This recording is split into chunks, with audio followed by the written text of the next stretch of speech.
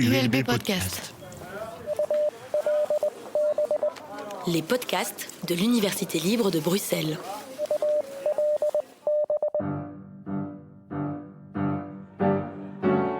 Femme engagée, regard policier.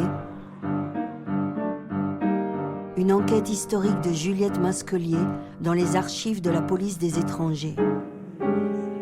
Les étrangers peuvent avoir les opinions qui leur conviennent, favorables aux communistes ou aux bolchevistes. Mais le jour où ils font publiquement une propagande subversive, alors cela regarde le gouvernement, et il a le droit d'intervenir.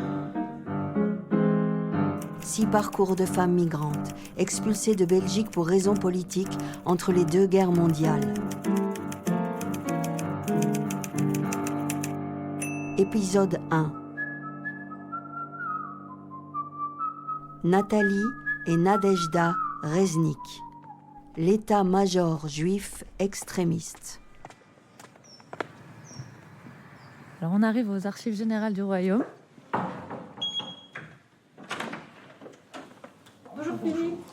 Philippe Strube, un des archivistes, rarissime. On va plonger dans le dépôt, donc suivez le guide. Donc on est dans le dépôt d'archives le plus volumineux, je dirais, de ce pays. Il n'y a pas de fenêtre dans le dépôt, donc il n'y a pas de lumière UV qui peut toucher aux documents. Il y a aussi l'humidité de l'air, en fait, 55%, ce qui est l'équilibre parfait avec la température 17 degrés pour la conservation de documents papier.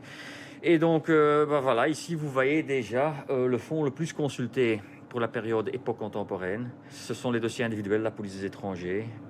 En 1977, la police des étrangers a changé de nom. C'est devenu l'Office des étrangers.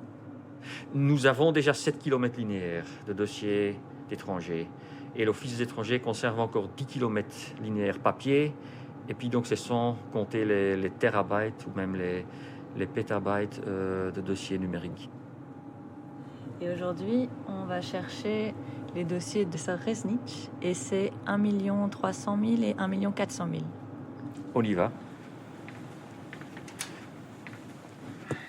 345 000. Elle est là. Ah bon.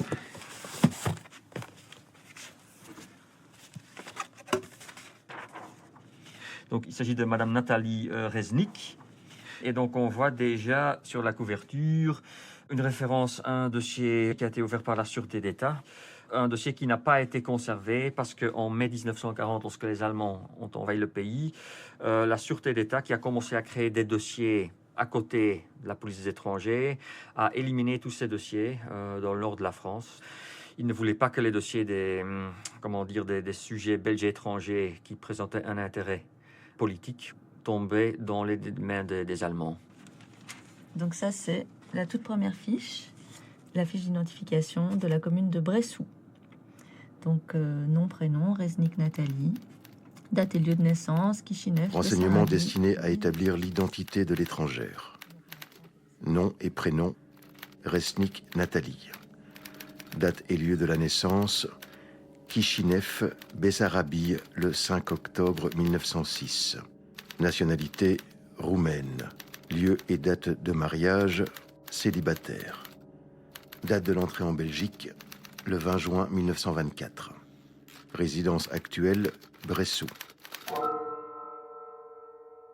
On vient d'entendre une archive issue de la recherche que j'ai menée dans les dossiers individuels que la police des étrangers a constitué pendant la période de l'entre-deux-guerres. Parmi tous ces dossiers, j'ai notamment trouvé la trace des 2 sœurs, Nathalie et Nadejda Reznik. Prénom, date et lieu de naissance du père du chef de famille, Isaac, professeur d'école demeurant en Russie, adresse ignorée. Nom, prénom, date et lieu de naissance de la mère du chef de famille, Clémène Clara, institutrice demeurant à Kishinev. Cette archive est un formulaire que chaque étranger qui arrive sur le territoire belge a l'obligation d'aller faire remplir auprès des autorités communales de sa commune de résidence. On y trouve toutes les informations que la police des étrangers juge nécessaires pour pouvoir identifier l'étranger. Est-il réfugié politique? Non. Profession, étudiante en sciences naturelles à l'université de Liège, déclare recevoir 400 francs par mois de ses parents. Ici, on a affaire à 2 jeunes femmes célibataires, donc c'est des femmes qui voyagent seules, ce qui n'est pas extrêmement fréquent, et elles viennent faire leurs études à l'université de Liège, où il y avait une assez importante population d'étudiants russes ou issus de l'ancien empire russe.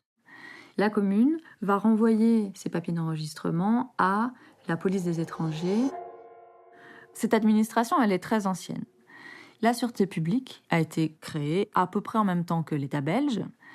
Dès le début, elle va s'intéresser aux étrangers et à leurs activités politiques qui pourraient mettre en danger la stabilité de ce tout jeune État. Et aux vagabonds, originaires de Belgique ou de pays étrangers, parce qu'ils sont considérés comme étant une population dangereuse. C'est à partir de la fin du XIXe siècle qu'on va faire une distinction de plus en plus claire entre ces indigents nationaux des étrangers. Pourquoi ? Parce que l'État doit de plus en plus prendre en charge financièrement les indigents nationaux. Et donc c'est à partir de là que vont être introduits des passeports et des visas pour les étrangers. Après la Première Guerre mondiale, la suspicion à l'égard des étrangers, et en particulier des Allemands, va être importante, et donc la surveillance sur les étrangers va s'accroître. En 1918, au sein de la sûreté publique, on va avoir une spécialisation des services, avec d'un côté le renseignement politique, qui va constituer ses propres dossiers, les dossiers de la sûreté de l'État, et de l'autre côté, la police des étrangers qui va se spécialiser sur le suivi administratif des étrangers. Et ces 2 services au sein de la sûreté publique collaborent très étroitement l'un avec l'autre.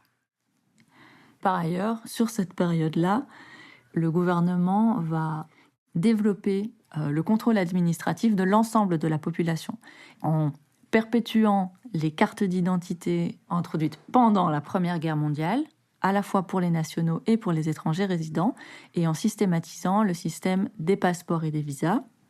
Donc il y a un développement parallèle de l'état civil d'un côté et de la police des étrangers. Comment est-ce que cette police des étrangers travaille ? En fait, c'est un service qui regroupe finalement assez peu de personnes et qui s'appuie sur des relais locaux pour collecter et centraliser toutes les traces administratives produites par les étrangers. Il ne s'agit pas uniquement de surveiller les frontières pour savoir qui rentre et qui sort, mais suivre à tout moment les parcours des étrangers présents sur le sol belge. Quand une personne déménage, le formulaire d'arrivée dans sa nouvelle localité, le formulaire de départ de son ancienne localité. Quand une personne a affaire à la police, fait un séjour en prison, à l'hôpital, quand une personne est inscrite à l'université, toutes ces traces administratives sont collectées et centralisées dans les dossiers individuels de la police des étrangers. Et moi, le travail que j'ai mené, c'est à partir de cette collecte de traces, j'ai tenté de reconstituer ce regard que portait cette administration sur les femmes qui avaient des activités politiques.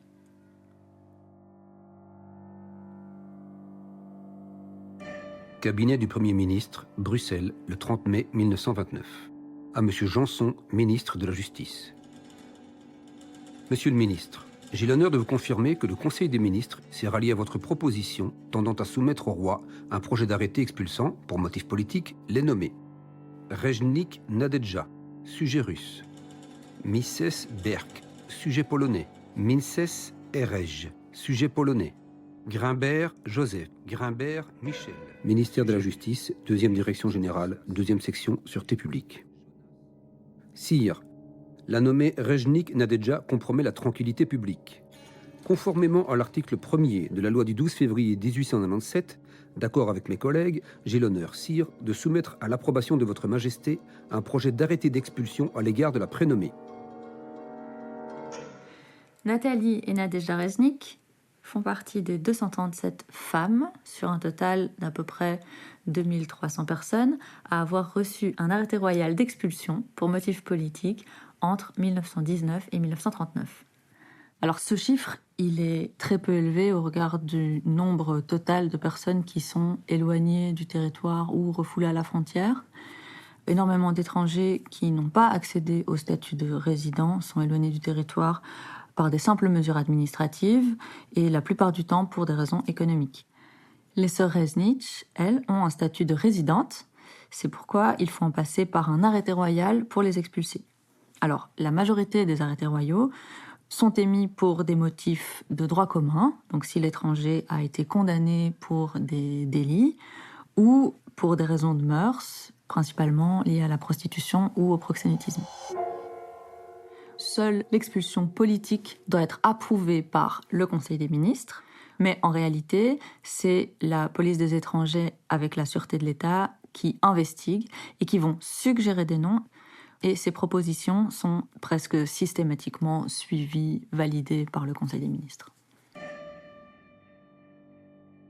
Albert, roi des Belges. À tous, présents et à venir, salut. Nous avons arrêté et arrêtons. Il est enjoint à la nommée Rejnik Nadedja de quitter le royaume avec défense d'y rentrer à l'avenir. Ces décisions ne doivent pas être motivées. Moi, en tant que chercheuse, je travaille uniquement à partir du dossier administratif dans lequel je dois débusquer les indices de ce qui était su par ailleurs au niveau politique. On aurait pu avoir des informations dans le dossier de la Sûreté de l'État, mais on ne l'a pas. Et ces indices-là, on les trouve parfois dans les marges, dans les annotations faites par les fonctionnaires. On les trouve dans les lettres dans lesquelles les personnes essayent de se défendre, dans les lettres d'avocats, où parfois on évoque les raisons supposées de l'expulsion. Et on les trouve dans un certain nombre de rapports qui sont effectués par des policiers de terrain ou par des agents des renseignements. Et par exemple, dans ce dossier-ci, qu'est-ce qui est considéré comme une activité politique ? On va avoir une note justificative qui dit « La nommée Resnik Nathalie, étudiante à l'Université de Liège, fait partie de l'état-major juif extrémiste de la région liégeoise. » Et c'est encore plus intéressant, on apprend que son activité s'exerce au sein de la Société russo-ukrainienne de Liège, qu'elle assiste aux meetings communistes et qu'elle y prend souvent la parole. La population des étudiants issus de l'ancien empire russe, et notamment dans la région liégeoise, fait l'objet de beaucoup d'attention de la part de la police des étrangers. Une proportion relativement importante de ces étudiants sont dans des cercles communistes et marxistes, et y compris les femmes, les étudiantes. Les activités militantes de ces étudiantes sont assez similaires aux formes que prend traditionnellement l'action politique masculine, à savoir diffuser des tracts, participer à des meetings, prendre la parole en public, occuper des positions dirigeantes, etc.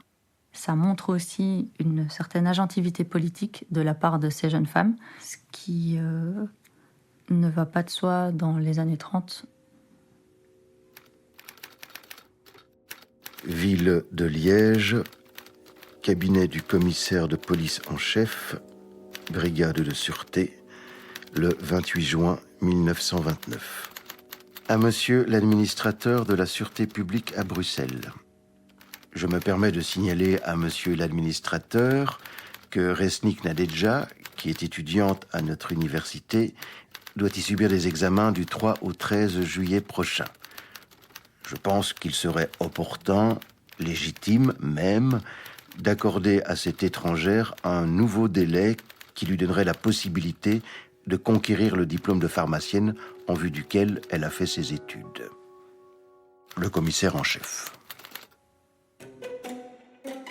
Direction générale de la Sûreté publique, 4e section, au commissaire en chef de Liège. Je vous prie de proroger jusqu'au 25 juillet le délai inscrit sur la feuille de route remise par vos soins à la nommée Rejnik Nadedja. Vous voudrez bien nous informer discrètement, s'il est exact, que cette étrangère subira prochainement son dernier examen en pharmacie et me faire connaître aussitôt que possible le résultat de cet examen. Monsieur l'administrateur, j'ai l'honneur de vous faire savoir que l'intéressé a subi ses examens avec satisfaction. Première et deuxième épreuve en pharmacie. Elle doit encore subir un examen oral et pratique après avoir fait un stage de 3 à 6 mois dans une pharmacie. Le commissaire en chef. Ce qu'on entend dans cette archive, c'est que un arrêté royal d'expulsion ne donne pas nécessairement lieu à une expulsion immédiate. En fait, ici, on voit une négociation entre des fonctionnaires locaux et puis l'administration centrale pour que Nadedja puisse passer ses examens. Ici, on n'a pas de trace d'une demande de la part de la personne concernée. On ne sait pas si c'est elle qui a eu l'initiative ou si c'est le commissaire qui a l'initiative. Le fonctionnaire de la police des étrangers accepte le délai, donc les intermédiaires de terrain peuvent intercéder pour influencer des décisions. Dans les divers dossiers que j'ai pu consulter, c'est relativement commun d'obtenir des délais, que ce soit pour passer des examens, pour vendre ses meubles, pour avoir le temps de préparer son voyage. Ce que montre l'échange aussi, c'est l'arbitraire des décisions et l'incertitude dans laquelle les personnes peuvent se trouver face à ces décisions. Dans la suite des deux dossiers, on voit que Nathalie et Nadejda vont partir toutes les deux ensemble vers la France en 1929, une fois les examens passés. Et après ça, leurs destins vont se séparer. Le dossier de Nathalie s'arrête après son installation en France, ce qui laisse supposer que soit elle n'est jamais revenue en Belgique, soit les fois où elle est revenue, la police ne l'a pas trouvée. Nadejda, par contre, on voit dans son dossier qu'elle se serait mariée en 1931 avec un Belge en France, et puis qu'elle est revenue s'installer en Belgique. Alors, selon la législation de l'époque, quand une femme étrangère se marie avec un Belge, elle reçoit la nationalité de son mari. Donc, Nadejda est devenue belge par mariage, ce qui fait qu'elle est de facto sortie de la juridiction de la police des étrangers. Son arrêté royal d'expulsion est caduc. Elle a le droit de résider sur le territoire belge avec son mari. Dans ce cas-ci, on ne sait pas ce qu'il en est, mais devenir belge par mariage, c'est une des stratégies qui est adoptée et qu'on peut voir à travers les différents dossiers pour échapper à une expulsion. Nadejda est donc sortie de la juridiction de la police des étrangers grâce à son mariage, mais elle reste suspecte du point de vue politique. En témoigne le fait que peu après, elle va être poursuivie pour complot contre la sûreté de l'État, sans qu'on sache réellement pourquoi, parce qu'on n'a pas d'éléments dans le dossier. Et le dossier s'achève avec l'annonce du non-lieu, toujours sans aucun élément pour pouvoir le comprendre.